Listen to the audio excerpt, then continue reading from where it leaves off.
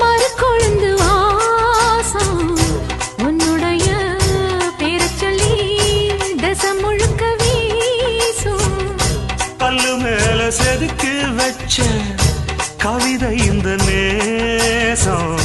இப்பிறப்பும் எப்பிறப்பும் தொடரும் இந்த பாசம்